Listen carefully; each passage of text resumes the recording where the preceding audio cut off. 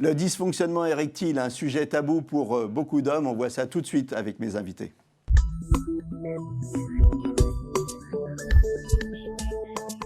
Avec moi sur le plateau, le professeur Yann Nezillet. Yann Nezillet, vous êtes urologue à l'hôpital Foch, vous êtes professeur d'urologie à l'université Paris-Saclay et vous êtes membre de l'AFU. L'AFU, c'est l'Association française d'urologie. Par Skype, le docteur Antoine Fex, vous êtes uro-andrologue et vous êtes également membre de l'AFU. Et notre témoin, qui gentiment a accepté de nous parler aujourd'hui des dysfonctionnements érectiles, notre témoin Jean-Paul, est également avec nous par Skype. Jean-Paul, c'est avec vous qu'on va commencer. Alors, racontez-nous votre histoire et racontez-nous comment le dysfonctionnement érectile s'est installé sournoisement, j'allais dire, dans votre vie. Oui, bonjour. Effectivement, ce dysfonctionnement est quelque chose un peu d'insidieux parce que il vient tout doucement, on s'en aperçoit forcément, mais on n'y prend pas garde et on laisse s'installer une mauvaise idée de soi. Donc, c'est tout un cheminement psychologique parce que c'est quelque chose qui est très traumatisant. Alors, on a toujours toutes les bonnes excuses avec le travail, avec la vie trépidante que l'on peut avoir, mais en fait, ce ne sont que de fausses excuses. Et faire la démarche d'aller consulter est déjà un gros travail sur soi, parce que c'est pas évident. Donc, parmi les fausses excuses, alors qu'est-ce que vous vous êtes inventé comme fausses excuses? Il y avait quoi? Il y avait l'âge peut-être, non? Il y a l'âge, mais disons que ça se passe autour de 60 ans, donc on n'est pas forcément très vieux. Les fausses excuses, c'est oui, le stress de la vie active, c'est peut-être le trop de travail, la fatigue, peut-être aussi, en ce qui me concerne, la cigarette, puisque j'étais un fumeur. Donc, en fait, c'est quelque chose, et puis peut-être aussi la lassitude, tout simplement. Donc, c'est difficile de cerner le vrai problème, mais on essaye de faire le tour à l'intérieur de soi, sans avoir de réelle solution. Qu'est-ce qui vous a décidé à aller consulter et qui vous êtes allé consulter en premier? Alors, ce qui m'a décidé, c'est quand même de penser que peut-être en d'autres temps, la sexualité était un sujet plus tabou, peut-être moins important. Aujourd'hui, il me semble que la sexualité fait partie de notre vie, quel que soit notre âge. Et j'ai pris la décision d'aller consulter directement un urologue. Directement un urologue. Vous n'êtes pas passé par la case sexologue? Non, directement un urologue. Et pourquoi directement un urologue? Parce que vous pensiez que c'était un problème fonctionnel plus qu'un problème psychologique? Oui. Oui, oui, je pense que dans mon esprit, c'était plus un problème qu'on m'explique le pourquoi il y avait un dysfonctionnement, et je pensais plus effectivement à l'aspect fonctionnel. Ok. Alors là, vous allez voir donc un urologue. Comment ça se passe? Ça se passe par un certain nombre de questions qu'il me pose forcément, et la priorité, c'est quand même de minimiser le phénomène en essayant de voir un petit peu ce qu'on va pouvoir trouver au niveau technique déjà. Donc, après tout ce questionnaire, j'ai passé une radio ou un scanner avec une injection intracaverneuse de façon à voir si les corps caverneux étaient en bon état ou s'ils étaient en mauvais état. Et alors, vous avez fait ces examens et ensuite, quel traitement on vous a donné? On vous a prescrit des médicaments, on vous a prescrit des injections. Qu'est-ce qui s'est passé? Il y a eu un cheminement, hein? Oui, alors dans un premier temps, ce sont plus des médicaments, donc C'était le tout début quasiment des fameuses petites pilules bleues. Et on a commencé par un petit dosage avec assez peu de résultats. Donc les mois passent, on a un traitement et on s'aperçoit que c'est pas forcément, on n'a pas de résultat immédiat. Donc on a augmenté le dosage. Sans plus de résultats, on a changé de produit avec des résultats.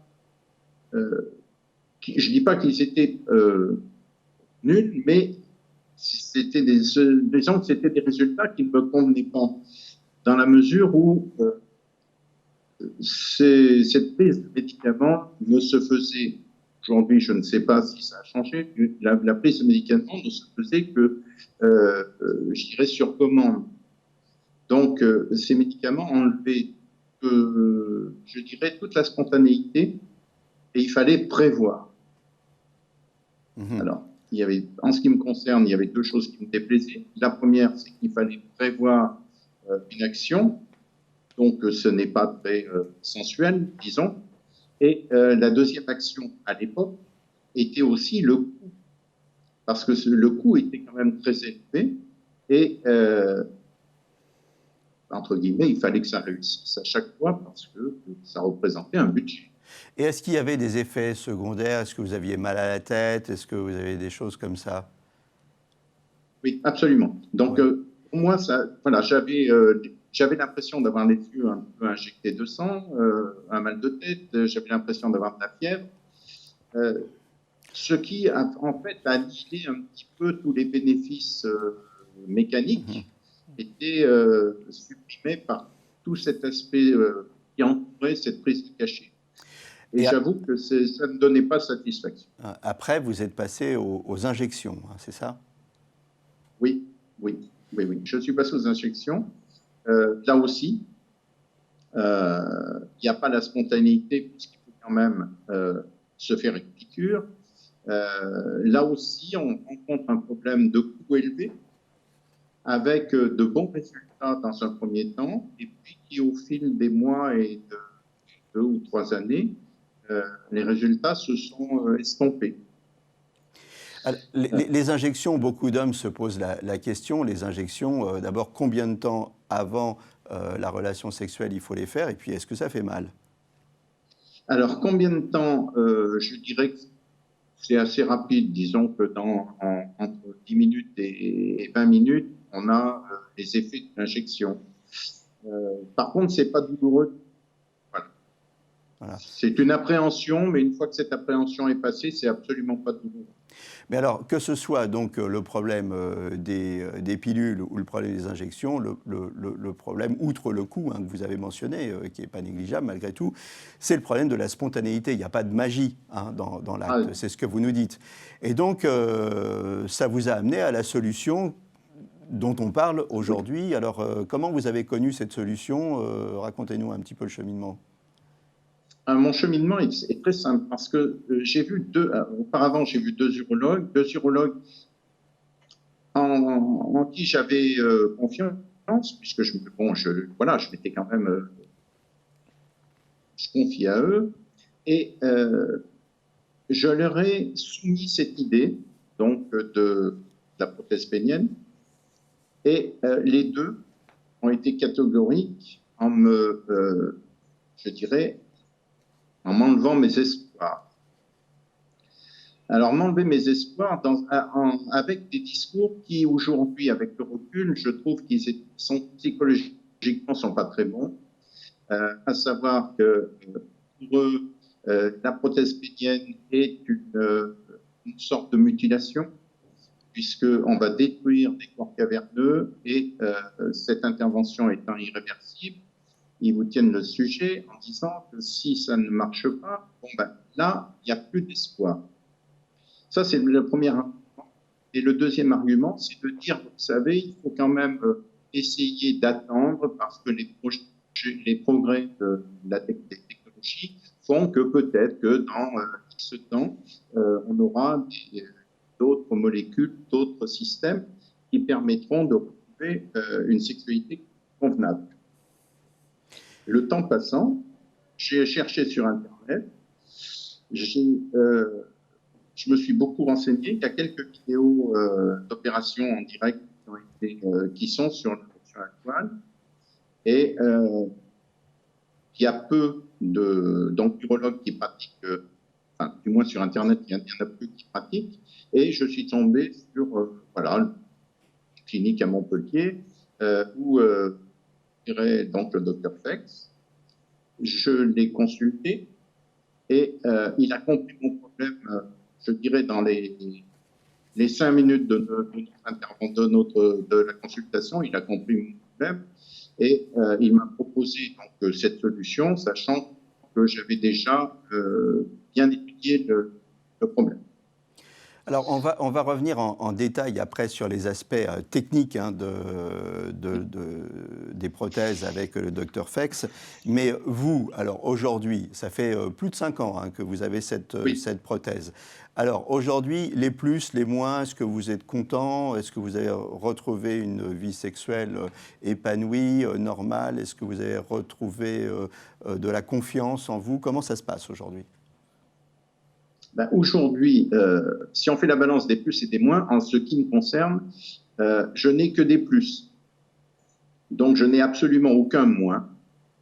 J'ai que des plus, c'est-à-dire que j'ai pu retrouver une sexualité normale, j'ai pu retrouver une spontanéité, puisque, je pense que le docteur Fex en parlera mieux que moi, mais on peut, je dirais, avoir une érection en moins d'une minute, donc c'est vraiment très spontané.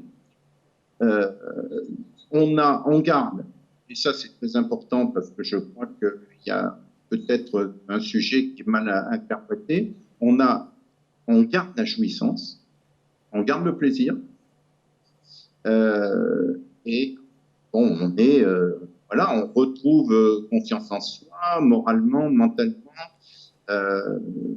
Moi je pense que c'est vraiment, ça m'a permis surtout de retrouver une vie normale. Oui, voilà, c'est important de dire on retrouve une confiance en soi parce qu'on a une érection dont on sait qu'elle ne fera jamais défaut, puisqu'elle est mécanique, elle est commandée par la petite pompe. On va voir ça avec le mécanisme plus tard. Alors, avant d'aller en détail sur cette technique, professeur Yann Nezillet, est-ce que vous pouvez nous donner une définition du dysfonctionnement érectile? À partir de quel moment un homme sait qu'il a un dysfonctionnement érectile? Alors, il a un dysfonctionnement érectile au moment où sa verge ne va pas suffisamment se rigidifier pour permettre d'avoir un rapport sexuel satisfaisant pour lui.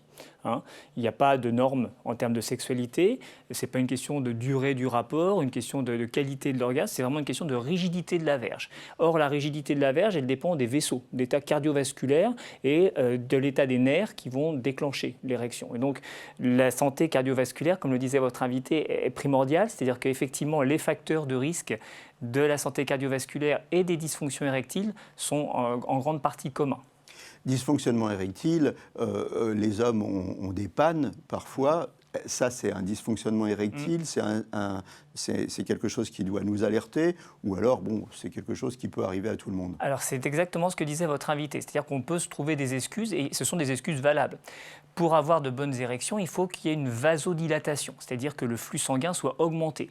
Si on se stresse, si on a peur de ne pas y arriver, si on a une espèce d'anxiété de performance, eh bien au contraire, l'adrénaline qui est sécrétée par notre organisme vasoconstricte. Donc on a l'effet inverse de celui que l'on désire pour avoir une bonne érection.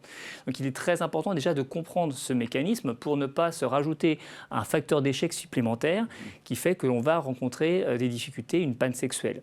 Si en dehors de ce contexte, en dehors du stress, en dehors d'autres facteurs qui peuvent se surajouter et aggraver les choses, l'alcool, certains médicaments qui vont ralentir le cœur ou diminuer la pression artérielle et donc gêner la vasodilatation, eh bien dans ces cas-là, effectivement, il est essentiel de consulter parce que ne serait-ce qu'en dehors du problème fonctionnel et purement d'érection, ça peut révéler une maladie cardiovasculaire sous-jacente qui sera justifiée de prendre en charge en parallèle.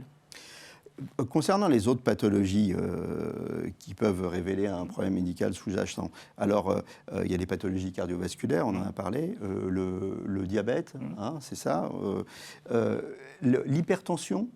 Alors l'hypertension artérielle, le diabète, le tabagisme, tout ce qui abîme les vaisseaux, hein, les facteurs d'artériosclérose, c'est-à-dire de maladies qui vont rigidifier les vaisseaux et donc diminuer cette capacité de vasodilatation, font que effectivement l'érection va être comme l'angine de poitrine, l'angor, hein, les douleurs angineuses des gens qui souffrent des coronaires. Et bien là, ce sont les vaisseaux de la verge qui vont poser problème et poser des problèmes d'érection. Il y a des hommes qui hésitent à se faire traiter pour leur hypertension artérielle parce qu'ils ont peur justement d'avoir des problèmes d'érection derrière. Ils ont raison ou pas? Alors effectivement, il y a des médicaments qui favorisent les troubles de l'érection. C'est important pour ça d'avoir un dialogue avec le cardiologue pour éventuellement être conseillé vers un urologue de manière à trouver un traitement qui permette justement de concilier les deux. Parce que la qualité de vie sexuelle fait pleinement partie de la qualité de vie en général et que le fait d'avoir une activité sexuelle régulière fait partie des choses qui sont aussi bonnes pour le cœur. Donc il ne faut pas, pour protéger le cœur, défavoriser la qualité de vie sexuelle. C'est toujours un déséquilibre à trouver.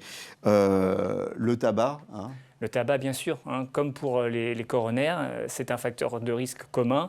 Et bien évidemment qu'une des premières choses à faire pour améliorer ses érections, c'est, comme pour son cœur, de limiter le tabagisme, de limiter l'exposition aussi à l'alcool, parce que l'alcool, l'éthylisme notamment, en état aigu, hein, après avoir bu beaucoup, avoir une érection, c'est forcément beaucoup plus difficile. Alors vous savez quoi, on est allé voir comment les Français parlent de leur dysfonctionnement érectile. On est allé faire un petit micro-trottoir que je vous propose de visionner maintenant. Je pense que ça va beaucoup dépendre de l'alimentation, de la personne de qui on est en face aussi, c'est très important je pense. Oui, donc pas de problème pour l'instant. Pour l'instant. Je pense que c'est un problème qui peut venir aussi avec l'âge. Arrivé à 80 ans, je pense que c'est plus la même chose. Bon, en fonction de l'âge, oui, bien sûr, hein, ça arrive. Moi, personnellement, je suis suivi par un urologue parce que, bon, en fonction de l'évolution de la prostate, j'ai pas de problème. Il m'en a parlé la dernière fois, mais sinon, on n'avait jamais abordé le problème. C'est lui qui m'en a parlé, oui. Il m'a demandé si j'étais satisfait de ce qu'on faisait et tout. Rien de particulier, quoi. D'érection? Non. Non, non. Oui. Oui. Bah, je me suis mise toute nue. Non, je plaisante. Non, mais je pense que c'était plus une question de confiance. C'était pas du tout à voir avec enfin, il était très sportif, donc c'était plus une question, je pense, de stress et de confiance. Non, il n'est pas allé consulter. Je pense que plus la relation est devenue sérieuse, le plus il a eu confiance et ça s'est résolu tout seul. Ah non, non, non, là-dessus, ça va. C'est 100%, pas de souci. Ça va, j'ai de la chance, on va dire. Je passe. Moi non, ça va. Non, ça va là-dessus non plus, tout va bien. Non, pas du tout. On n'a pas eu l'occasion de pallier puisque au final c'était pas super sérieux, donc c'était donc non. Enfin, j'ai envie de dire non puisque j'ai pas pris part au problème et c'était son problème à lui à l'époque. Je sais pas ce qui s'est passé après. Non. Effectivement, sous certaines drogues, on peut plus avoir d'érection. Pour certains, mais pour d'autres, apparemment, ça peut durer très longtemps. J'ai eu une petite période où malheureusement dans la tête ça n'allait pas forcément. Donc il m'est arrivé de boire pas mal. C'était il y a quelques années de ça et c'est vrai que je me suis retrouvé en situation où je n'arrivais absolument pas à avoir d'érection. Donc malgré en fait les différentes partenaires que j'ai pu avoir en face, qu'elles soient jolies ou autres en fait, ou qu'elles essayaient en fait de tout faire pour que ça marche, ça ne fonctionnait pas. Donc ça, je pense que ça vient principalement d'un point de vue psychologique, parce que et malgré en fait les effluves de l'alcool qui jouent énormément, en fait, on a beau le vouloir, ça ne marche pas. J'ai été voir un urologue, exactement, par rapport à ça, qui m'a clairement dit qu'en fait c'était l'alcool et tout ce que j'avais dans la tête. Donc même quand en fait je ne buvais pas, parfois c'est vrai que ça marchait pas non plus. Donc c'est vrai que ça a aidé. Et puis là depuis quelques années tout va bien. Donc. Non, j'ai jamais eu de partenaire, donc comme ça c'est fait. Et voilà, il faut dire que ce micro-trottoir, on a envoyé notre plus belle chroniqueuse pour le faire, donc c'était compliqué parfois pour les hommes de dire qu'ils avaient des petits problèmes. Bon, ce qui revient toujours, hein, l'âge, l'alcool, c'est dans la tête, la prostate aussi, on en a parlé un petit peu. Donc, docteur Antoine Fex, cette fameuse technique que Jean-Paul a expérimentée et dont il est très content, qu'est-ce que c'est ?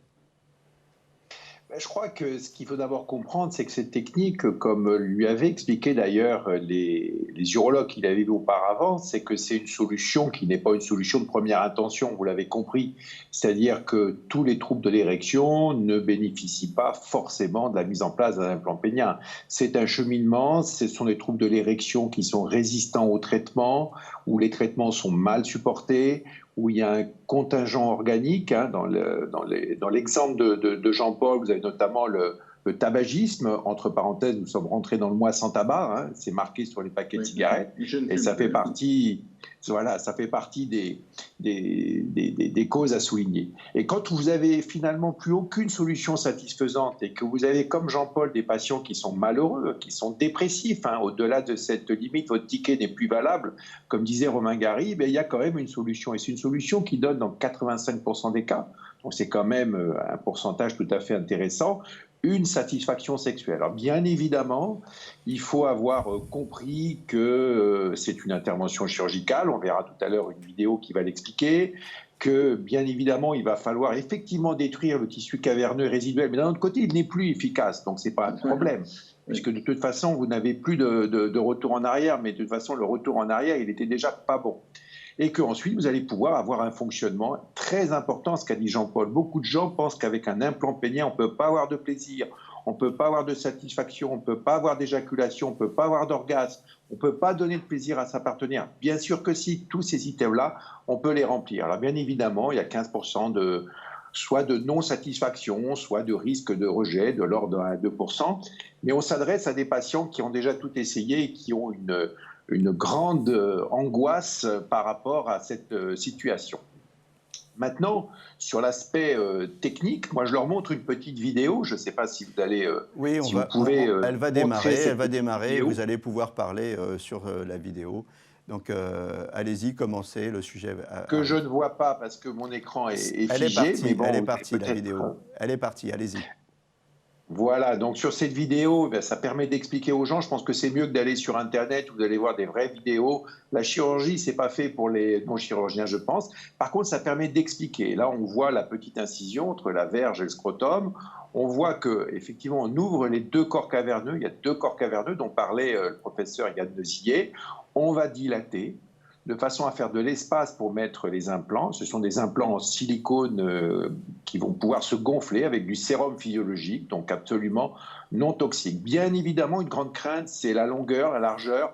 On essaye toujours de mettre le plus long et le plus large possible. On fait une mesure pendant l'intervention. Et ensuite, lorsque vous avez mis ces deux cylindres, vous avez des petits raccords, parce que l'implant optimal, le meilleur, c'est l'implant qu'on appelle 3 pièces. C'est-à-dire qu'il y a une petite pompe de commande qui est une sorte d'interrupteur qui va se loger entre les deux testicules, qui est suffisamment discret pour que ça ne se voit pas, ça se sent et ça ne se voit pas, et qui va être la zone de commande. Et ensuite, vous avez le réservoir, parce qu'il faut un réservoir de sérum physiologique qui se met à côté de la vessie, qui bien évidemment est discret, qui ne se voit pas. Et c'est un système de va-et-vient entre le réservoir et l'implant. Et c'est donc le patient qui va commander son implant pour gonfler et pour dégonfler. Il dégonflera bien évidemment quand il aura eu suffisamment de plaisir, qu'il aura eu l'orgasme, comme l'a expliqué tout à l'heure Jean-Paul. En termes de satisfaction, l'érection, ce n'est que le moyen. Cela va permettre d'avoir du plaisir et de la satisfaction. La seule chose, c'est qu'il faut avoir accepté.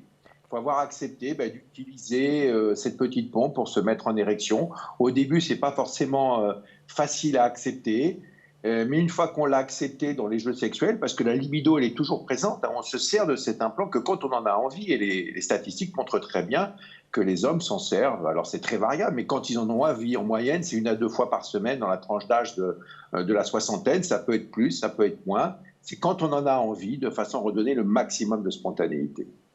Jean-Paul, comment ça marche? Il nous reste plus qu'une minute pour conclure cette émission. Donc très rapidement, comment ça marche cette petite pompe? On parlait de la spontanéité tout à l'heure. Comment on fait pour déclencher la pompe et que ce soit fluide? C'est très simple. Il suffit de la prendre entre deux doigts et puis de gonfler. Donc on fait venir effectivement le sérum physiologique dans les tubes qui sont implantés dans la verge.